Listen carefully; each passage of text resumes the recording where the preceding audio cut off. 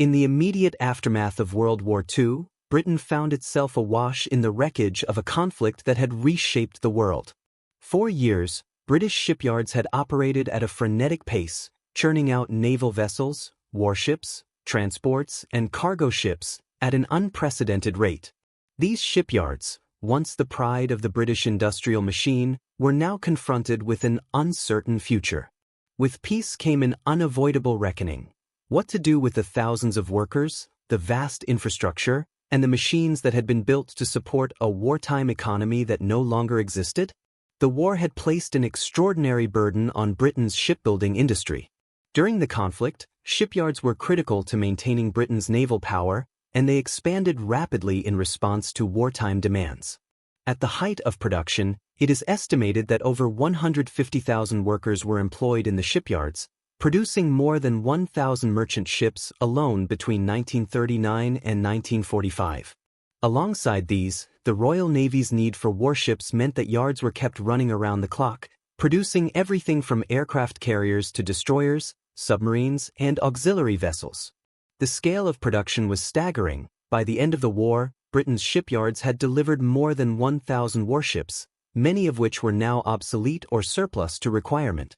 However, with the cessation of hostilities in 1945, the situation quickly changed. The need for so many warships and merchant vessels diminished almost overnight. The British government, already struggling with the economic pressures of war debts and a battered economy, could not justify maintaining such a vast industrial base dedicated solely to shipbuilding. The British merchant fleet, once the largest in the world, had been significantly reduced during the conflict. In 1939, it stood at over 30 million gross tons. By 1945, this figure had dropped to around 17 million tons. The immediate post-war years saw a concerted effort to rebuild merchant shipping, but this need was far less urgent than the wartime demand. With this shift, many shipyards faced the uncomfortable reality of too much capacity for too little work. The initial response was mixed. The government had several pressing concerns. One of the most immediate was the need to reduce military expenditure. The British naval budget, which had swelled during the war, was to be slashed. Consequently, the fleet's expansion halted, and several ships that had been in various stages of construction were put on hold or cancelled entirely. The emphasis shifted to peacetime needs, namely, rebuilding the merchant fleet, which required far fewer resources than maintaining a war-ready navy. In some cases, this meant diverting resources away from military projects and instead focusing on merchant ship construction. However, the overall demand for new ships was low compared to wartime production levels. Economic pressures, particularly in the form of a weak post-war pound, inflation, and austerity measures, only exacerbated the situation. The government, already facing rising unemployment and widespread discontent, could not afford to sustain the shipbuilding sector at wartime levels. Britain's global position had shifted, and its economic future was uncertain. The loss of colonial territories, the decline in international trade, and the emergence of the United States and the Soviet Union as the primary global powers meant that Britain's naval might was no longer the linchpin of its global influence. The demand for naval power had diminished, and the survival of Britain's once great shipyards seemed less certain. Shipyards that had once been bustling centers of industry were suddenly emptying. For many workers, the end of the war signaled not the promise of peace, but the grim reality of a rapidly changing economic landscape. At peak wartime production, a single yard could employ thousands of people.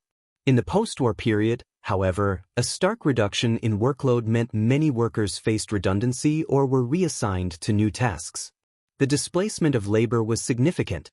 It is estimated that by the end of 1946, the British shipbuilding industry had shed approximately 40% of its workforce.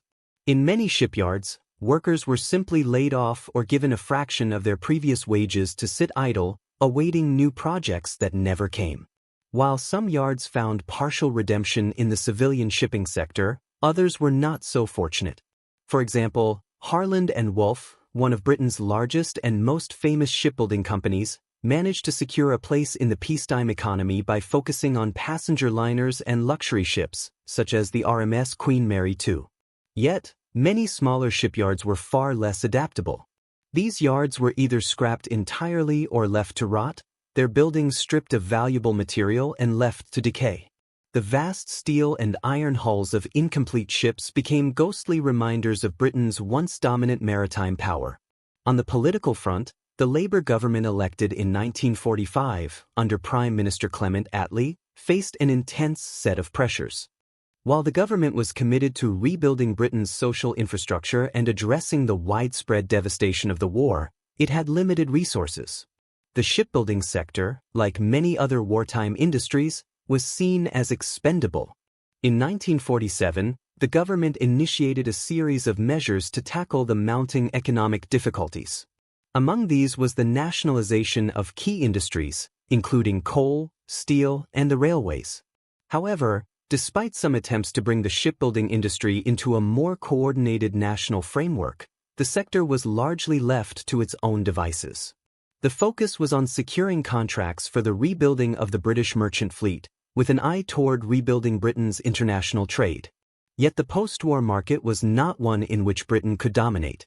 Shipyards were also burdened by outdated infrastructure.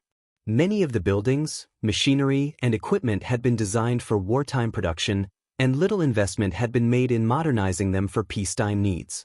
The shift from military to civilian production required more than just a change of focus.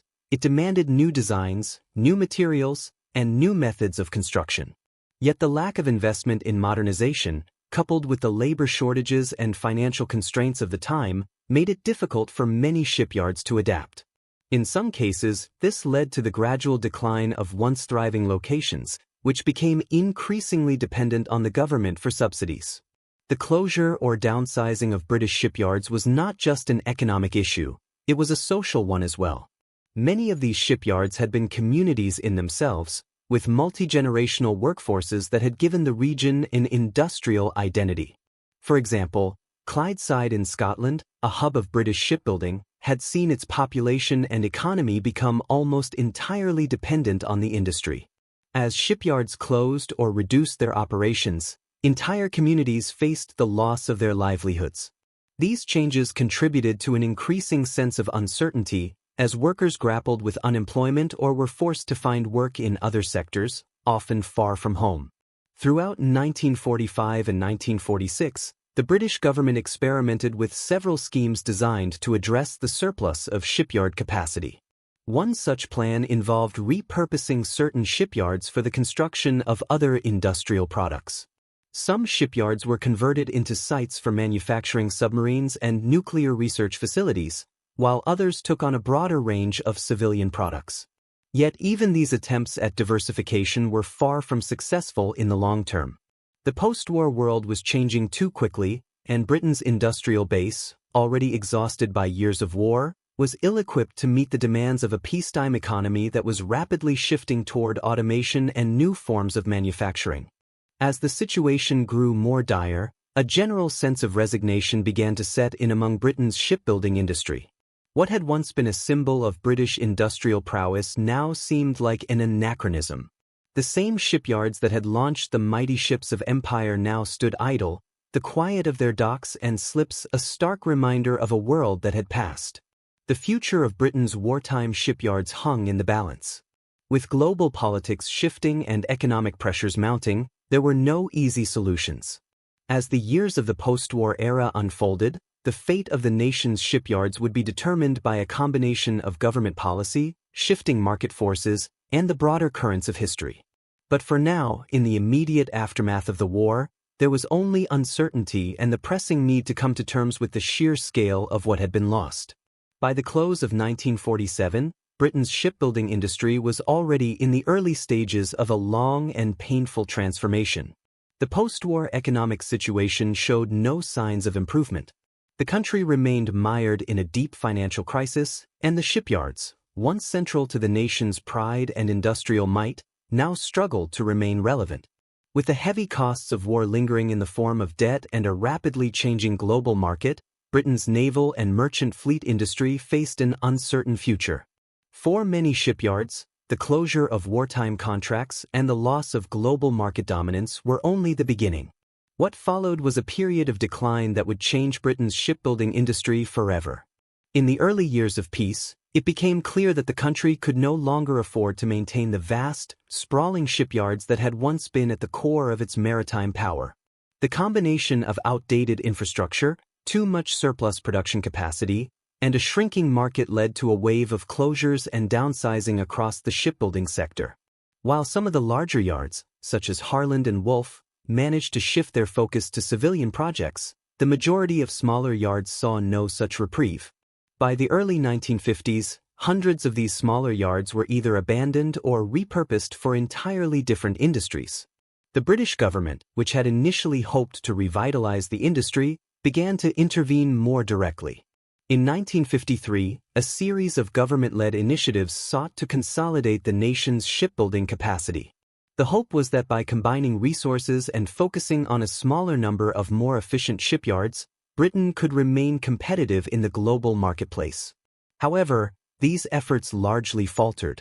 The nationalized British Shipbuilders Corporation, formed in 1977 to oversee the restructuring of the industry, was never able to reverse the sector's downward spiral. As Britain's position on the world stage changed, so did its relationship with shipbuilding. The post-war economy, which had once been driven by manufacturing and industrial production, began to move in new directions. Automation and the rise of mass production methods in other industries made shipbuilding, with its labor-intensive processes, increasingly inefficient. Factories that had been designed to produce complex, bespoke warships could not easily transition to mass production for civilian vessels. One of the most significant changes was the dramatic reduction in the need for British merchant shipping. In 1945, the British Empire's maritime dominance had been undeniable, but this was no longer the case. The rise of other nations' merchant fleets, particularly from the United States and Japan, meant that Britain could no longer rely on the same shipping needs that had once justified its extensive shipbuilding capacity. While Britain still had one of the largest merchant fleets in the world, the size and scope of these operations were not sufficient to support a national industry on the scale that had once existed. Furthermore, the emergence of newer and more efficient shipbuilding nations, such as Japan and Germany, meant that Britain found itself increasingly unable to compete in both cost and production speed. In the face of this competition, British shipyards struggled to maintain profitability. Ships built in British yards were often more expensive and slower to complete than those constructed in other nations, leading to an inevitable decline in orders. By the early 1960s, the United Kingdom was forced to rely on foreign-built vessels for much of its commercial fleet. While a handful of shipyards, particularly those in Scotland, continued to build vessels into the 1970s, the scale of production was far smaller than it had been during the war. The output of British shipyards, which had once numbered in the hundreds of ships per year, had dwindled to just a handful annually. Many of the remaining yards were concentrated in specific areas, such as the Clyde shipbuilding region in Scotland, and focused largely on niche markets like luxury passenger liners, specialized cargo vessels, or naval ships for the British government. Even these smaller operations were not immune to the broader economic challenges that plagued the industry. As the decline of Britain's shipbuilding industry became more apparent, so too did the consequences for the workers who had once depended on it. Shipbuilding had been a key part of the British working-class identity, particularly in areas like the Clyde and the northeast of England. Generations of families had worked in the yards, building everything from merchant vessels to the warships that had been integral to Britain's defense. But with the collapse of many shipyards came the collapse of these communities as well. Unemployment in these areas soared, and the social fabric that had held these communities together began to fray. In places like the Clyde, which had been the heart of Britain's shipbuilding industry, the impact was particularly devastating. Shipyards that had once employed tens of thousands were shuttered, and workers who had spent their lives building ships found themselves without work. The social and economic consequences of this shift were profound. Unemployment soared, and many former shipbuilding towns, once thriving hubs of industry, were left struggling to adjust to the post-war world. While some workers found employment in other sectors, the scale of the displacement meant that many were forced to relocate, often far from their homes. The loss of the shipyards also had wider implications for the local economies, as businesses that had grown up around shipbuilding, suppliers of steel, timber, and machinery, also found themselves out of work. In the years that followed, many of these towns were left to grapple with the legacy of shipyard closures and the economic decline that followed.